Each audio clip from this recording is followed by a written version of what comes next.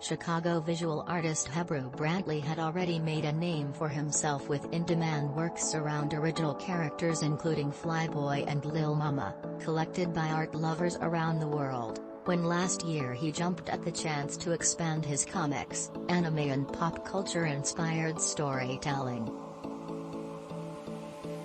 Impressed by the success of Stefan Bristol's Independent Spirit Award-winning debut sci-fi feature See You Yesterday, Netflix was quietly combing its networks to build a first-of-its-kind genre accelerator film program with directors similarly ready to make their first move into studio filmmaking. So Brantley pitched 3 ideas, the last of which he'd originally intended to make on his own with his daughter using puppets, something to do during the pandemic, as he describes it. Soon he was working with Jim Henson's Creature Shop directing an original fantasy adventure inspired by a spooky encounter he'd had in his backyard.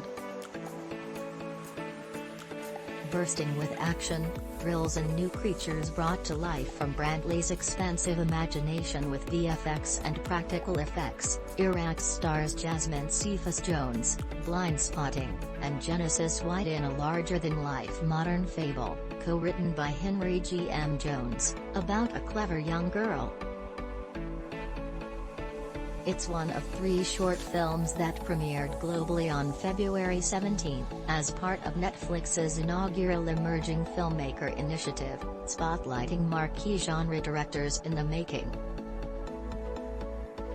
The others are World War II period drama thriller Forgive Us Our Trespasses from Ashley Eakin and the kinetic action tale Heartshot from Marielle Woods. I jokingly say it's like film school but multiplied by 1,000, because the process was pretty fast, said Brantley, who studied film before starting.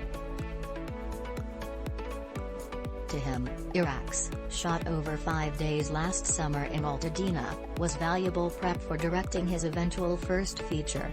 It gives you a sense of what that real film world is going to be like and prepares you in that way. You don't feel like they just threw you into the deep end and said, "You figure it out."